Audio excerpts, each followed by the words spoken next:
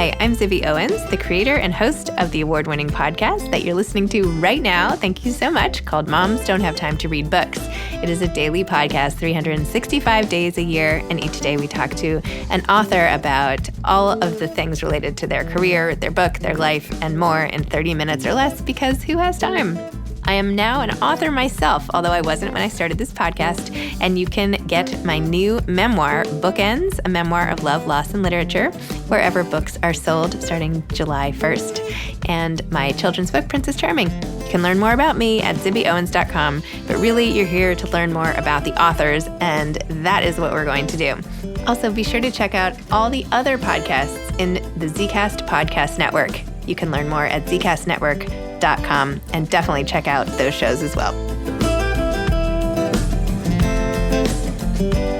Danielle Prescod is the author of Token Black Girl, a memoir. Danielle is a 15-year veteran of the beauty and fashion industry and a graduate of NYU's Gallatin School of Individualized Study. A lifelong fashion obsessive, she was most recently the style director of BET.com. With Chrissy Rutherford, Prescod co-founded 2BG Consulting, which aids fashion and beauty brands and influencers on their anti-racism journeys. She dedicates her time to researching how feminism and social justice intersect with pop culture. An avid reader and writer, Prescod also loves TikTok, the arts, staying active, horseback riding, and exercising at any hour of the day.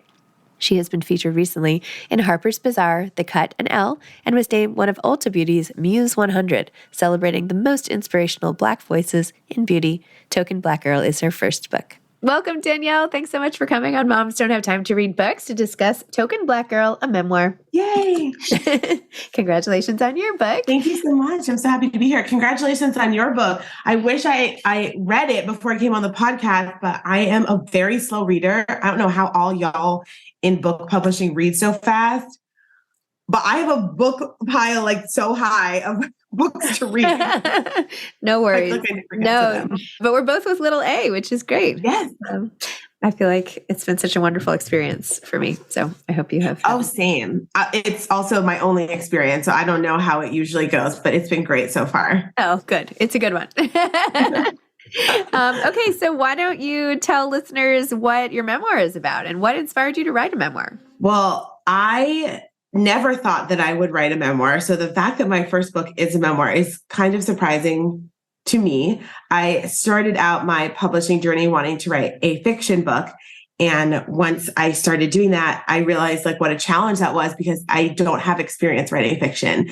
All of my experience is kind of in personal narrative or in interviewing people and doing features, writing about observations, doing research, and all of that. So when I was stuck writing my fiction book, I was like, I guess a way to unstuck myself would be to do the thing I know how to do and that comes easiest, which is writing, from my own perspective.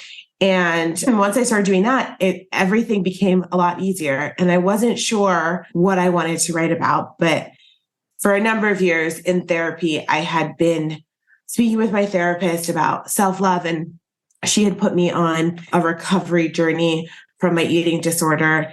And we were trying to kind of uncover the origins of some thought patterns and things that she calls limiting beliefs. It's like a therapy term that a lot of people use. And one of the things that kept coming up was that, she was like, you don't love yourself. You need to work on self-love. And I was like, of course I love myself. I don't understand what you mean by that.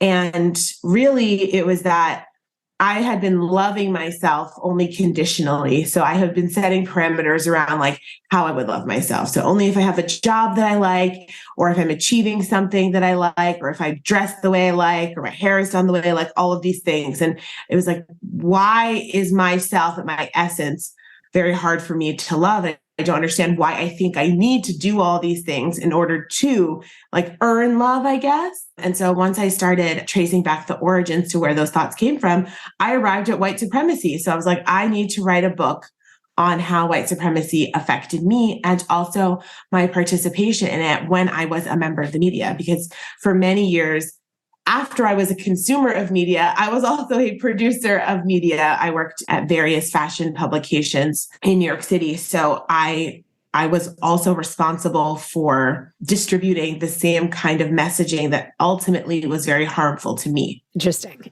Okay. So when you decided to sort of dig back and go into your life and everything, which you wrote about really in such vivid detail, and, it was really great. I mean, some of the things, like your third grade, or I don't know what grade it was, when the girls were writing that mean note to you in school, which like broke my heart. I feel like that was one of those like pivotal moments for you. Maybe you could talk about that, and maybe I'm wrong, but I just feel like that's when you sort of realized like that there was, or there could be perceived to be, a difference among you and your peers. Anyway, maybe talk about that moment and how it affected you. So for anyone who doesn't know, I missed this part when I was supposed to introduce the book, but a lot of it is about my experiences in private prep school in Westchester County. And then I went to school in Greenwich, Connecticut before I worked in fashion. So a lot of my interactions with my classmates were actually influenced by prejudice, racism, etc. But I did not have the vocabulary or the emotional intelligence to really tackle it. And it was something that I was like very ashamed of for like a long time, because, as you become an adult and you do get more solid in your own identity, you kind of want to hide if you weren't always there, right? So I was like, oh, I don't want people to know that I wasn't always like, wow, I love being Black. This is the most amazing thing. And so it was very like shameful, like to revisit childhood memories. But in writing a lot of this stuff, I've had several other girls who also, or women who identify as token Black girls, or did when they were growing up, say that, I didn't find out I was Black until I was 12. Nobody had this conversation with me until later in life. And I'm not sure really what the parenting manual said at the time. I grew up in the 90s, and for our household, it was mostly this colorblind messaging. I don't think that anyone wanted to emphasize that there was necessarily a difference, but eventually, I think in the life of a child of color in America, your parents have to let you know that there is a difference between you and your friends if you are the only person of color. And so for me, that happened kind of against their wishes, my wishes, when somebody at school, I transferred schools, and somebody was like, I don't like the new girl because she's Black. And the message then got relayed to me, and it became this big scandal. And so I hope that what people get from the book is talking to children about race is important from both sides, because you don't want to be the child finding out that you're a minority at the hands of another child. But I'm like, you also don't want your child to be the one who is saying, I don't like so-and-so because they're Black, or in a lot of cases using the N-word, or using another slur because they have heard it repeated and they know exactly how to use it. Because it's weird, even though parents might not tell children that, they have a way of finding things out. Yes. Kids are way smarter than parents think for the most part. I think so. Yeah. Well, you also go into, and are you comfortable talking about your eating disorder? Do you mind talking about that? Okay. I mean, I know you wrote about it, but it's different when we're face to face or Zoom to Zoom or whatever. But you talk about, coming to terms with your own body. You talk about starting ballet at age 3, which obviously puts the body into a whole nother realm of attention and form and all of that. And how you were determined to make yourself as thin as possible and to sort of outsmart your own body in a way from becoming what it was supposed to become. Yeah. Tell me a little more about that. I think that really what I was trying to achieve the most was that I wanted to be the emptiest vessel, because I felt that everyone was constantly projecting their wants and desires onto me, what they wanted me to behave like, be, do. And it felt so powerless to me, like it was so outside of my control. I often write about how I was, on the cover or feature on the website of every school that I've ever attended. And they put my face there. When I worked at I was on the side of the Hearst building. They put my face there. And then I am, not allowed in certain meetings, or I'm left off of emails. No one asks you, hey, is this okay with you? And I did not really have the tools to be like, I'm uncomfortable with this. So I was like, instead, I will just make myself as empty as possible. And for me, it was a lot about control. If I feel like all of that stuff is out of my control, the one thing I can control is like how I look. And it made me feel very powerful to be in control over my own body, to say, I don't have needs like other people. There's a lot of people with eating disorders who are like, mind over matter people. They think it's like their superpower. So it's like, I never have to go to the bathroom. I never sweat. I don't have human needs because I can override them. I'm superhuman. And it makes you feel really powerful in a way, but it's just not a sustainable way to live. Like eventually you have to address like it's your mental health, it's your physical health, it's your emotional health, it's all of those things working together. It's very holistic. So there's not a way to like isolate these things. So when did you first develop your eating disorder? Can you talk about that? Or like when did you feel that, quote unquote power from starving essentially? And how did it transition to more bulimia and all of that? Mm-hmm. I would say probably age like 12 or 13, because I really noticed that I felt like I was getting much bigger than all of my friends were. We always used to share clothes and swap clothes, and all of a sudden I could not fit into their clothes. I also had some sort of strange idea where I don't understand where I got it, that I had to wear the clothing size for the age I was. So if I was 12 years old, I had to wear a size 12. I have no idea why I thought that, but I definitely thought it was real. I also was like, my life will be over if I get over 100 pounds. Again, there's many ways that this is communicated in television shows. At the time, there were horrible tabloid magazines that would often print weights of women, or when they gained weight and when they lost weight, they would let you know, and it would be at the grocery store. Like you could not really escape this obsession with like other people's bodies. So it felt only natural to also have an obsession with your own body. And so I would restrict my eating a lot. And eventually it turned into bulimia because you get so hungry. I was very active as a child. So I played a lot of sports. I did a lot of things. And you need energy for that. So you need food.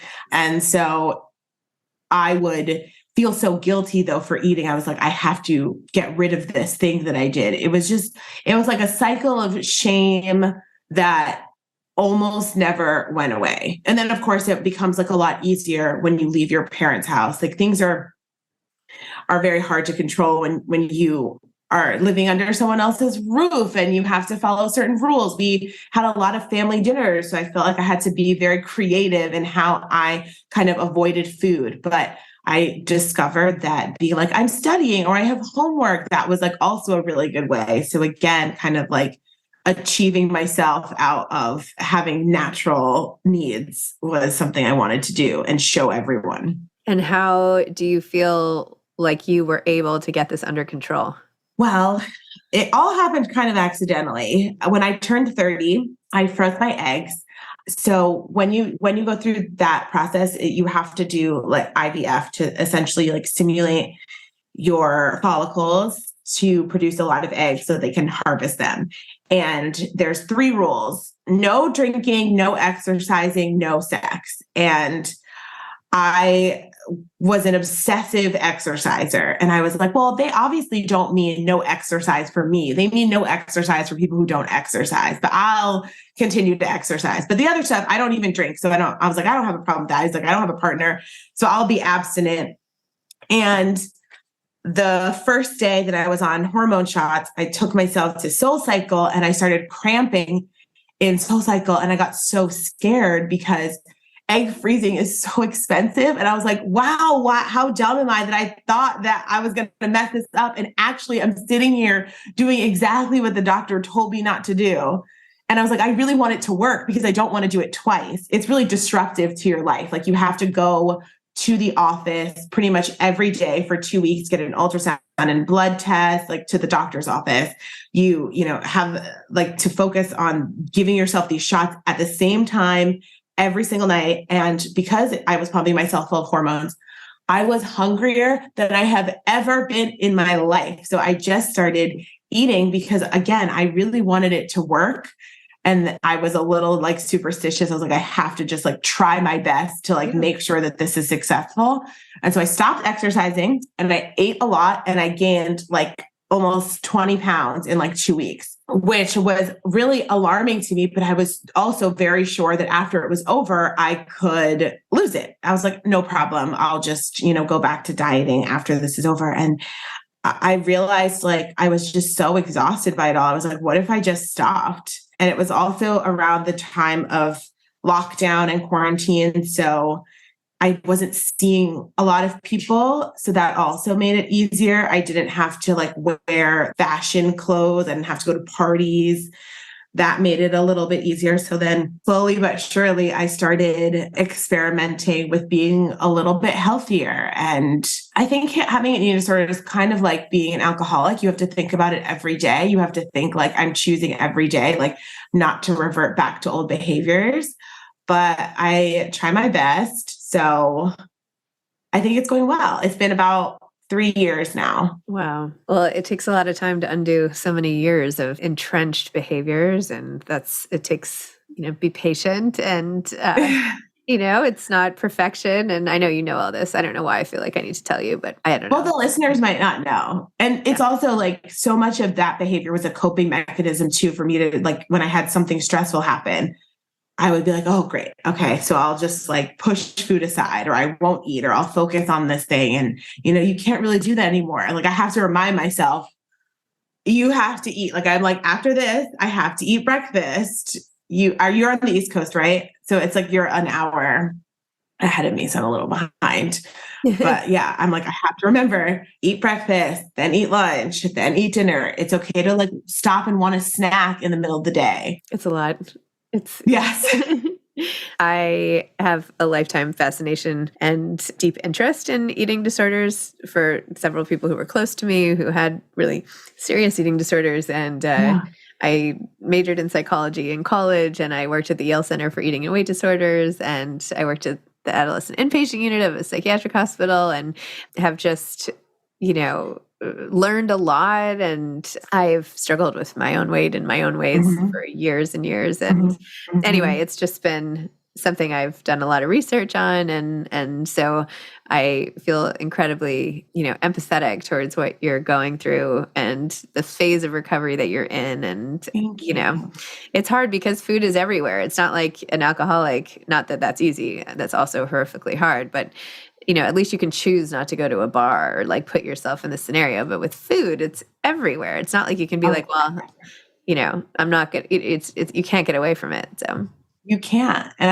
I think for a long time, I also hated holidays. Like I hated like, especially Thanksgiving, the worst. And everyone loves those holidays. And it was like amplified by having social media. It just became this other thing as well. Yeah. So it's very hard to manage because food is also, it's very cultural. It's how people express love. Like they want to feed you.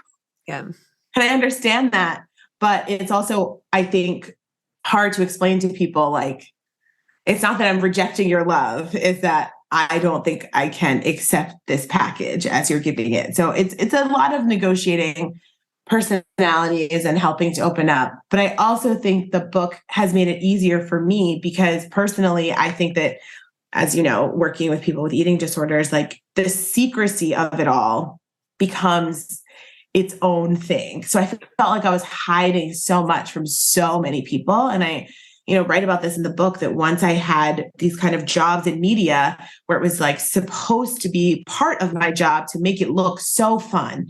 And like, it was the best place to be in the world. And, that, and you're hungry and no one can know that part of it. It just becomes really difficult. So now that the book is out there, I feel very free and relieved. Kind of everyone can know.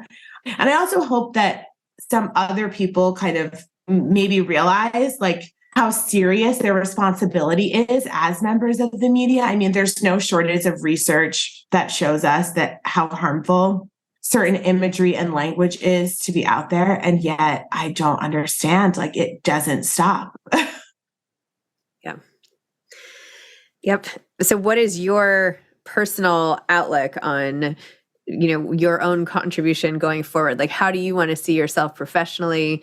Obviously, you've written this book to counteract some of the, to point out the things people should be aware of and start that dialogue or continue that dialogue rather. But, given all of your work experience in that realm, like, what are you thinking sort of now? Like, where do you want your career to go and all of that? Or maybe you haven't thought about it that much, but I don't know. Well, I really want to write more books. I really do want to write fiction as well. And I have a consulting agency with a business partner who's also a former editor. It's called 2BG Consulting. And we help brands, beauty and fashion brands, craft anti-racist identities and help them to be more inclusive in their language and their marketing so that, when people are introduced to their brand or interacting with their brand, they are feeling welcomed by it and not necessarily excluded by it. That's great. Really wonderful. Thanks. Have there been any surprising reactions to your book? I don't think so. I've had some lifelong friends reach out who've known me for a long time and some white friends and say something like, I had really fond memories of us growing up. And I'm like, I did as well. The book is not heavy on like the good times necessarily because, like I feel like I spent so long projecting that everything was perfect and fine. And my participation in being in all those photographs, like, I'm like, you had that story. So now I want to tell the story that feels most authentic to me. But it doesn't mean that like I had a bad childhood or that things weren't happy or I didn't have happy memories.